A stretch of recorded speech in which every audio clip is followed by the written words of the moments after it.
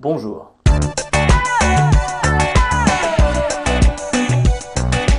Ça y est, on a enfin gagné le premier match de la saison. Elle est là, la première victoire de la saison. Il aura fallu attendre 3 journées. C'était le pire départ de championnat depuis la saison 96-97. 21 ans qu'on n'avait pas entamé une saison par 2 défaites de suite. On a mis fin à cette disette. Heureusement qu'on n'a pas continué comme cette saison 96-97 parce que d'une, elle s'est terminée par une descente. Et de deux, il avait fallu attendre la 5e journée pour avoir 3 points au compteur. Les Canets avaient alors enchaîné 3 matchs nuls. Et mieux encore, quand on n'est pas seulement allé chercher la victoire à Lille, il a aussi retrouvé et égorgé le chat noir qui faisait que le SMC ne battait plus Lille depuis 10 ans. Et depuis 2007, un but tout pourri de Taforo, c'était à Dornano. Et pour une victoire dans le Nord, il fallait remonter 26 ans en arrière. Vous rendez-vous compte? Maintenant, la disette est finie. Youpi! On s'arrête maintenant sur ce qui a été la clé du match, le changement de système de jeu de Patrice Garande.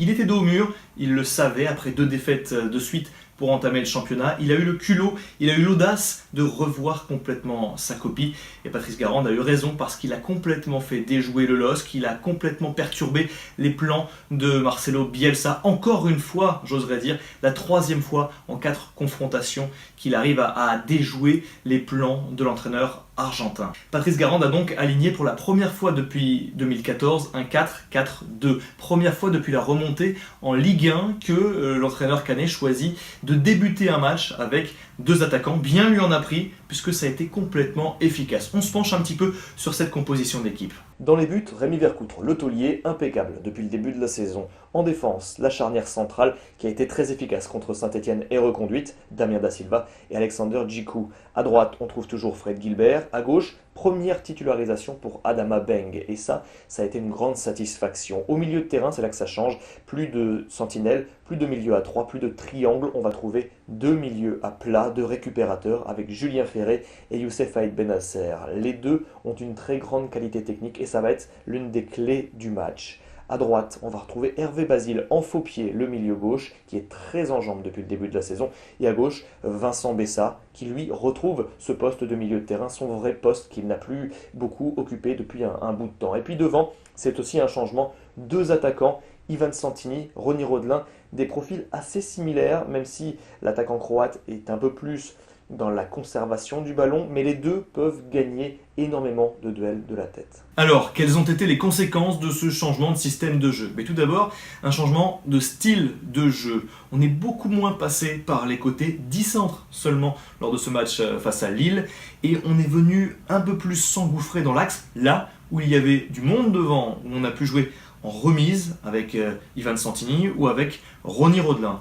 Et puis dans ce système de jeu, Patrice Garande a décidé de titulariser un gaucher à droite. Et c'est pas anodin, puisque ça permet à Fred Gilbert de continuer à monter, de pouvoir centrer, parce qu'il a la place, parce qu'Hervé Basile, lui, rentre et peut frapper car il est sur son bon pied. Le fait de jouer avec 2 joueurs à plat devant la défense, ça a aussi amené une touche technique supplémentaire, une première relance bien plus efficace, avec des joueurs sur les côtés déjà positionnés, que pouvaient être Hervé Basile et Vincent Bessa, ensuite Christian Kouakou et Durel Avonou. Ça permettait d'aller très vite vers l'avant et directement, immédiatement d'écarter.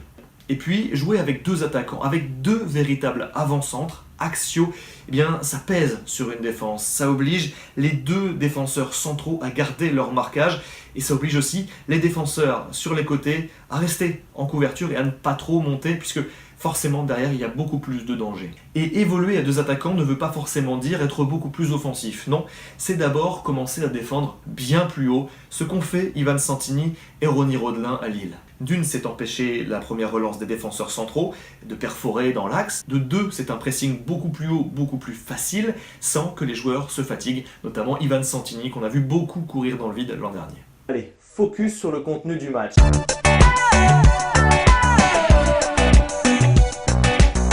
On a retrouvé le Stade Malherbe de Caen de 2015. Dès l'entame de match, c'était assez incroyable de voir tous les joueurs malherbistes presser très très haut, aller étouffer l'adversaire. Ça faisait longtemps que ce n'était pas arrivé et ça a fonctionné. La preuve avec ce corner obtenu dès la 4e minute.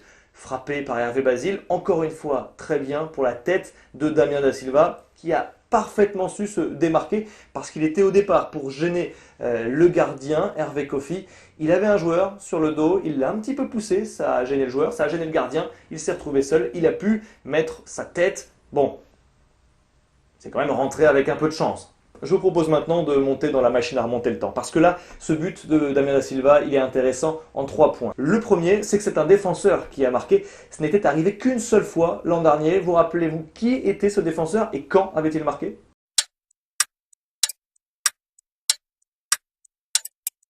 Eh bien, le dernier défenseur à avoir marqué un but pour le SM Caen, c'était Alaeddine Yaya l'an dernier, de la tête, avec peut-être une petite faute de main sur Geoffrey Jourdain, puisque c'était contre Montpellier lors d'une défaite 3-2 à la Mosson. Deuxième point intéressant sur cette ouverture du score de Damien Da Silva, il a marqué sur corner. Vous rappelez-vous de la dernière fois, du dernier match où le Stade Malherbe de Caen a marqué sur corner ?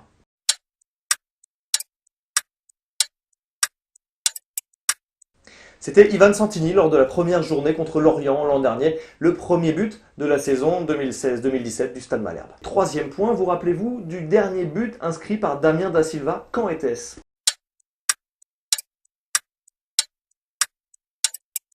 Eh bien, c'était il y a quasiment 2 ans, en novembre 2015, Damien Da Silva avait été inscrire un but, voire 2, sur la pelouse du club qui l'a formé à Bordeaux, lors d'une victoire magnifique, 4-1 à Bordeaux. Et cette large victoire à Bordeaux, il y a pratiquement 2 ans, eh bien, c'était la dernière fois que le Stade Malherbe de Caen s'était imposé à l'extérieur par 2 buts d'écart. Voilà, on n'a plus qu'à effacer l'ardoise de statistiques.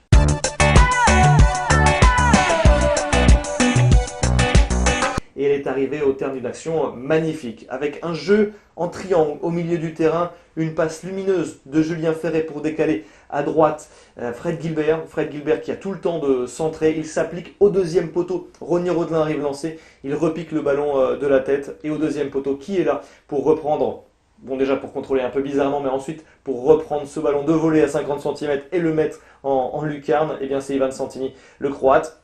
Un peu hors jeu, hein. On ne va pas non plus faire la fine bouche parce qu'on a gagné, mais ce but était peut-être un petit peu hors jeu.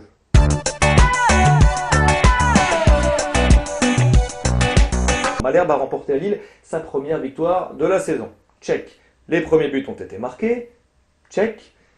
Le championnat est enfin lancé. Check. 3 points au compteur. Check. D'accord, ok, ça c'est bien. Mais maintenant, qu'est-ce qu'on fait ? Eh bien, le Stade Malherbe va recevoir les 3 derniers. Et ça, c'est une chance assez incroyable. Puisqu'on vient de gagner, on va s'en tirer. En se débrouillant bien, et malgré 2 défaites inaugurales, le Stade Malherbe pourrait se retrouver après 6 journées avec 12 points, ce qui serait assez incroyable. Pour ça, il faudra évidemment battre Metz la semaine prochaine, il faudra battre Dijon après la trêve internationale et Amiens. Mais c'est pas impossible, c'est pas impossible vu ce qu'on a vu à Lille. Si le SMC nous fait pas comme l'année dernière, le chaud, le froid, le chaud, le froid, le froid, le chaud, eh bien avec de la constance, on peut voir cette équipe aller bien plus loin qu'on pouvait l'imaginer jusqu'à maintenant. C'est l'heure du bulletin de notes.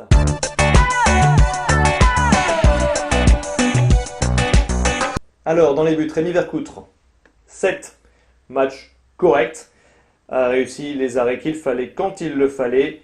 Il faudra quand même s'améliorer dans les relances parce qu'il y a des fois, ça a quand même fait un peu n'importe quoi. En défense, on va mettre d'abord Fred Gilbert, 7.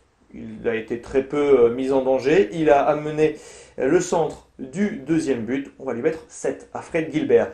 Adama Beng, on va lui mettre 7 aussi, puisqu'il a réalisé un très bon match. Il a été très peu pris à défaut par la doublette lilloise El Ghazi et Bissouma. Donc c'est très bien pour une première. C'est très encourageant. On va lui mettre 7 à lui aussi.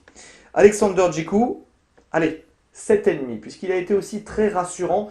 Même si, un petit conseil Alex, quand le ballon arrive sur ton pied gauche, essaie plutôt de le contrôler avec l'intérieur du pied gauche plutôt que l'extérieur du pied droit, surtout quand il y a un adversaire lillois qui arrive vers toi. Et puis, point à améliorer aussi, la tête sur le coup franc de Julien Ferret. Si tu l'avais mise, on aurait mené 2-0 bien plus rapidement. Damien Da Silva, évidemment, c'est l'homme du match, 8,5. Il aurait pu avoir 9. Ah oui, mais non, il a pris quand même un carton jaune, Damien Da Silva. Hein. Bon, il était très bien pris ce carton jaune. Cette petite mimine au milieu du terrain qui a coupé une contre-attaque lilloise en fin de première période. C'était bien joué. Et puis il y a surtout ce but qui lance effectivement la saison du Stade Malherbe de Caen. La voie montrée par celui qui sera peut-être le futur capitaine du Stade Malherbe de Caen. On passe au milieu de terrain. Les deux sentinelles devant la défense, Julien Ferré, Youssef Aïd Benasser, alignés pour la première fois ensemble. Vous voyez, 1, 2, ça fait un smiley. Parce que ça s'est très bien passé. Ça s'est très bien passé entre les deux. L'entente technique a été très très bonne. Les deux se sont bien compensés. Ça fait quand même que 3 jours qu'ils se connaissent footballistiquement. Les deux joueurs, ils se sont entraînés 2-3 fois ensemble, pas plus. Eh bien, ça a très bien combiné. Ça laisse de belles promesses. Les notes, maintenant, on va mettre, allez, 7 à Youssef Aïd Benasser parce que c'était très encourageant. Parce qu'on ne l'a pas vu tant que ça, mais il a très très bien simplifié le jeu et il a orienté le ballon un petit peu comme il le fallait. Il a comblé les brèches. Il faut qu'il continue comme ça, le Marocain, et ça va être très très bon cette année. Il ne va pas perdre sa place de titulaire. Julien Ferré, lui, le capitaine, très en jambes. Il a eu du bon, il a eu un peu de moins bon. On va lui mettre 6,5 parce qu'on le connaît, Julien Ferré. Oui, vous voulez un 7 ou un 7,5 parce qu'il a fait la différence sur le deuxième but, celui d'Ivan Santini en décalant Fred Gilbert. Oui, mais on attend plus de Julien Ferré. Il a encore eu des pertes de balles assez dangereuses au milieu de terrain. Il a pris trop de risques, Julien Ferré, lors de ce match à Lille. Il va falloir faire un petit peu mieux, prendre un peu moins de risques, parce que maintenant, il n'y a plus personne derrière lui. Si on perd le ballon, il n'y a plus une sentinelle devant la défense pour rattraper ses erreurs. On passe à la notation des milieux de terrain excentrés. Assez compliqué, parce que, évidemment, ils sont sortis prématurément, les deux titulaires, Hervé Basile et Vincent Messa. L'Haïtien avait bien entamé son match par cette passe décisive sur corner pour Damien Da Silva. Après, c'était quand même assez brouillon. Pour Vincent Messa, il a été très très complémentaire avec Adama Beng. On aurait aimé le voir plus souvent, le voir plus longtemps avec le Sénégalais. En tout cas, c'est prometteur pour l'avenir. On espère le revoir vite sur le terrain pour former cette doublette. Les deux malheureux blessés ont été remplacés par Christian Kouakou et Durel Avounou. Christian Kouakou, on va lui mettre 6,5. Il a fait un super match. Faut pas oublier que c'est un attaquant au départ, Christian Kouakou. Il rentre milieu de terrain. Il a fait un boulot défensif incroyable. Alors c'est vrai que offensivement, il n'a pas apporté ce qu'il aurait dû, ce qu'il aurait pu, mais il était forcément fatigué par tous ses efforts défensifs. Il a failli quand même nous marquer un but exceptionnel, une frappe de 25 mètres sur le côté droit qui a fait se loger dans la lucarne opposée. C'est pour le prochain match. Hâte de revoir Christian Kouakou, ça peut être la surprise de l'année. Et puis Durel Avounou est aussi rentré en fin de première période pour remplacer Vincent Messa. Ça a été un peu plus compliqué pour le Congolais. Il a eu du mal à se mettre dedans, il a fait 3 fautes d'entrée, il n'a pas pris de carton jaune mais c'était pas loin. Et après il a eu du mal à se trouver, c'était un petit peu moins solide du coup sur le côté gauche en deuxième période, même si Adama Beng a continué à faire son match. Durel Avounou c'est encore un petit peu trop tendre pour la Ligue 1, mais ça va venir. J'en suis persuadé, il n'y a pas de souci là-dessus. On va lui mettre un 5,5 à Durel Avounou. Et puis les attaquants, les deux avant-centres, puisque c'était vraiment deux profils d'attaquants axiaux. Du coup, Ivan Santini, on lui a mis 7,5. Parce qu'il a marqué son but et parce que dans le jeu, il a été très intéressant, notamment dos au but, il a gardé beaucoup de ballons. Et défensivement aussi, son implication, ses dégagements de la tête ont été super intéressants. On va lui mettre 6 à Ronny Rodelin, il a quand même une passe décisive. Après, il faudra s'attacher à perdre moins de ballons et à prendre les bonnes décisions dans les orientations de balles dès qu'il l'a dans les pieds. Et puis on termine par l'entraîneur. Patrice Garande, bravo. Il a eu le culot de changer de système de jeu, de s'adapter parce qu'au mercato, il voulait des joueurs, il voulait des profils, on ne lui a pas donné. Youssef Aïd Benasser, c'est pas une sentinelle. Yann Repa, c'est pas un deuxième attaquant. Pas grave, il s'est adapté et il nous a sorti une superbe composition à confirmer. Et Patrice Garande, on va lui mettre un 8,5.